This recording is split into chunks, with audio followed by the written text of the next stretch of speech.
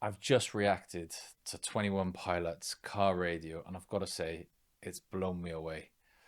The intensity of it, the delivery of it, but also the messages that are in there about an inner voice and mental health, I think are super important.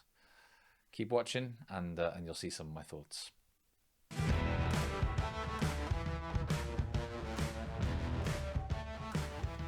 Hello everyone and welcome to my channel Dr. Nick Analyzes. I'm a psychologist from the UK and I try to analyze music videos from a psychological perspective. Today we are going to go for 21 Pilots and Car Radio as a result of comments from a previous video of mine. I do not know a whole lot about 21 Pilots, and so I'm interested and intrigued to see what this music video is all about. I hope you like what I go for.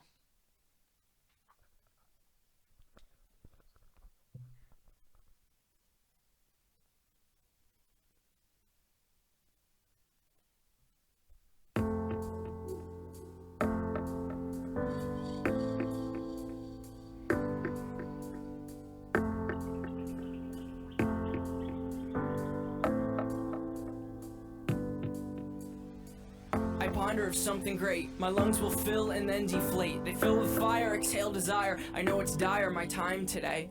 I have these thoughts so often I ought to replace that slot with what I once bought. Cause somebody stole my car radio and now I just sit in silence.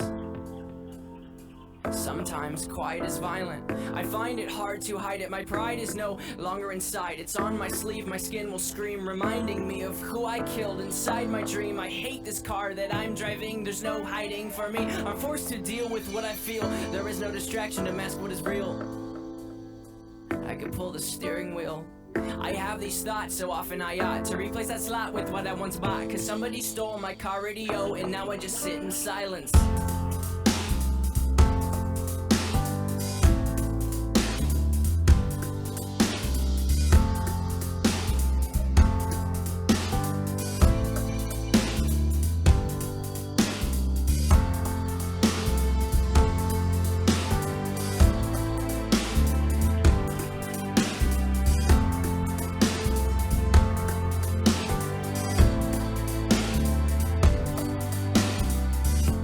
Of something terrifying, cause this time there's no sound to hide behind. I find over the course of our human existence one thing consists of consistence, and it's that we're all battling fear. Oh dear, I don't know if we know why we're here. Oh my, too deep, please stop thinking. I liked it better when my car had sound. There are things we can do, but from the things that work there are only two, and from the two that we choose to do, peace will win and fear will lose. It is faith and this sleep. We need to pick one, please, because faith is to be awake, and to be awake is for us to think, and for us to think is to be alive. And I will try with every rhyme to come across like I am dying to let you know you need to try to think. I have these thoughts so often I ought to replace that slot with what I once bought. Cause somebody stole my car radio and now I just sit in silence.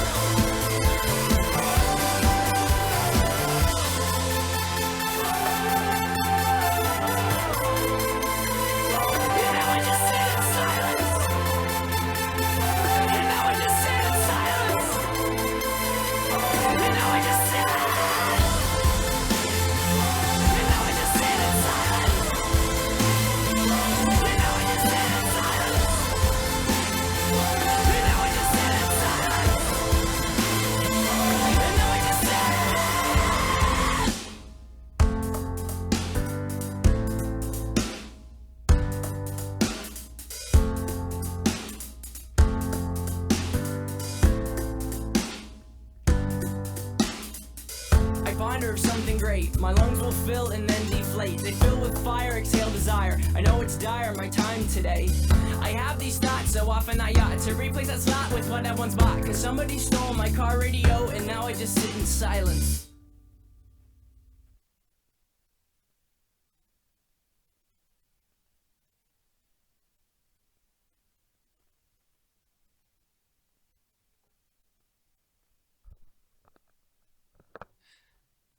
Did he? I'm gonna speak to Byron quickly about this. Did he just fall into a train track at the end? What was he falling into at the end? Did you catch that? Back into the crowd. So this, Back into the crowd. So it wasn't a train track. He fell back into a crowd. into the stadium. Okay. Sitting on the stage. Back into the crowd. I loved that. I absolutely loved it.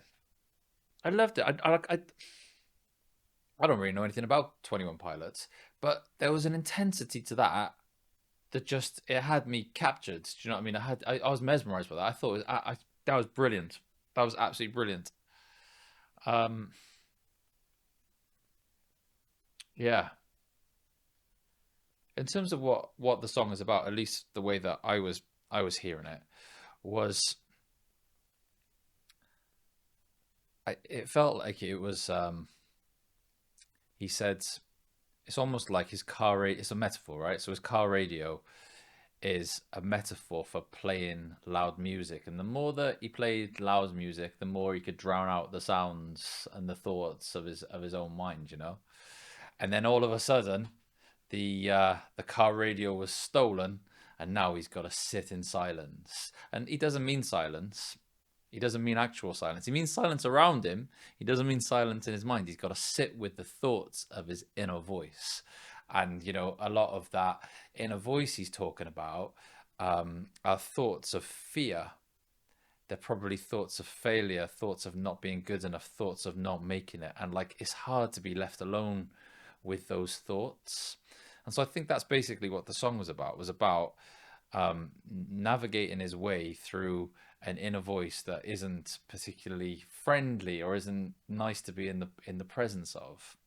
And so he's going through like this process, and he shaves his hair and stuff. He puts on the mask, and I wonder what the mask was about. Was it almost like to hide or to protect himself from the potential for failure or whatever? I'm not really sure. Answer in the comments. What was the mask? What was it a symbol of, the mask? Obviously it's about being anonymous in some way, but what was he really trying to be anonymous from? And then he goes out into the crowd, and he has this moment where they all sort of like jump up and down in unison, and he's like surfing on the crowd and stuff. And it made me think about, what was the message he was trying to send? That was a decision he made, right? There's two of them, I think. They made a decision to do it that way. The question is why? And I wonder whether the why is with two things. One is to be able to walk into the crowd and have them have that response to him shows that he's reached a point in his career where people value him, and yet the fear is still there. So isn't that interesting that, like, sometimes we look at the most successful people in the world and we think they must have their shit together. And in fact, they're experiencing all the same self-doubt and imposter syndrome and fear that we are as well. And so maybe it was just trying to illustrate that. But I think it was also trying to illustrate, like, the usefulness or the power of connection. There was something really connecting in that bit at the end where he was in the crowd, and how it's almost like he was saying the fear and the connection, they're two sides of the same coin. If I listen to my fear and I stop doing this, I don't get to have this sense of connection with all these people here. And so if I want to have this connection with these people, I've got to find a way to take my fear with me. So it almost like becomes the embodiment of something I'd call psychological flexibility, which is just the ability to take with us our fear while we do things that are meaningful for us. He got something that was meaningful out of that crowd thing at the end. And then, like, at the end of the song, like, that's why I asked Byron, like, what happened at the end, and he fell into what was an empty crowd. And I guess that was almost like, at least from my perspective, like this idea of, well, you're probably going to have to go through a load of fear and keep going in the presence of a load of fear. to be able one day to fall into a crowd of people that care and value you, you got to work hard, and you got to be resilient. You got to keep going, even though when you're failing, like, repeatedly. And maybe like that, he'd gone backwards in time, at least in my mind, because he'd shaved his head, and then when he came out of the mask, his hair was there again, and it's almost like he'd gone backwards in time to the point where he had all the fear and he really wanted impact and stuff, but he also was really scared of failing. And when he's fallen into the crowd, there's no crowd there at that point, and he probably had to go through a load of, a massive creative process and massive sort of journey of failure to be able to reach the point where people actually cared, and he could crowd surf and get this sense of contribution, this sense of connection and stuff. And so, yeah, I loved it. I love what the song represented. And like, there's something about the word sit in silence.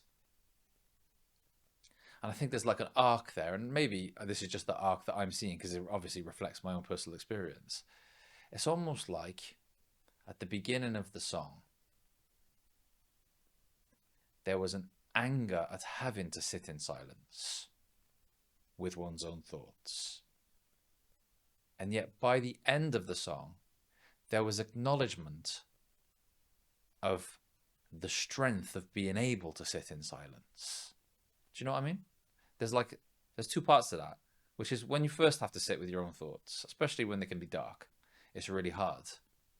But then after a while, you realize just how cool it is to be able to sit with thoughts, to be able to sit in the silence and sit there and watch, and just watch the products of your own mind, and not necessarily to buy into them too much, and not necessarily to follow their advice, just to watch and be able to sit in that silence is a wicked strength. And so I'm hoping he's just reached that point where he's able to sit with the silence. He's able to sit without his car radio, and he's able just to watch that inner voice, watch that inner dialogue, no matter how critical it can be, no matter how negative it can be, no matter how fear-mongering it can be, just to be able to sit with it and watch and almost appreciate it and still move his feet towards the things that are important. Just, yeah, I loved it. I think there was just one other bit that I wanted to pull out, which was like, I think he was talking about how people pull towards a black and white version of the world. Like, you've either got fear or you've got peace, or this, that, and the other. And I think he was pointing to the fact that actually there's color and nuance and complexity to the human experience, which means that all those things are always flowing around each other. Do you know what I mean? It's never as simple as you never experience fear and you always experience peace. And if you experience peace, you never experience fear. There's always color, lots of color there. And I think he was pointing to that sort of complexity, which I appreciated. Yeah, that was wicked. I really, really enjoyed it, and thanks to the person that suggested I watch that. I think that 21 Pilots, I'm gonna watch more of their stuff because it's real, but also intense and well delivered. Wicked, wicked. Hope you enjoyed what I went for, and I will catch you next time. Bye bye. Oh, that was wicked. I love that. Yeah, there's something about it, you know. I really do dig 21 Pilots, but the bit that caught me, I didn't listen to the entire video, but I always like do perhaps like a scan through because I look at the visuals to say, okay, is this not so much the audio, but is what they say in a really good metaphor for some of the stuff that you do? Yeah. And as soon as I got to the bit where I saw him shaving his head, I stopped it. I was just like, hang on. That would be because that's obviously a transition and something. What did you make of the shaving the head then? We can it's because it's symbolic of something, isn't it? It's just trying to put your finger on what is he trying to symbolize here? Shedding his skin. So like this sitting in silence is the version of him with the hair. So the two shots where he was falling backwards and the one at the start, the falling backwards was more than likely shot first, and then they shot the scene in of course, but that to me is that he's accepting the fact he's uncomfortable with sitting in silence, but he knows he's going into that war. And most people are like in the army. What did they used to do when you used to sit down and you used to get you into the army? They used to shave your head, get you clean, get you in ready for war, and perhaps he's ready to go. Maybe it's a prep thing for going out into what he saw as like a really threatening environment, which is you know, that constantly sort of environment.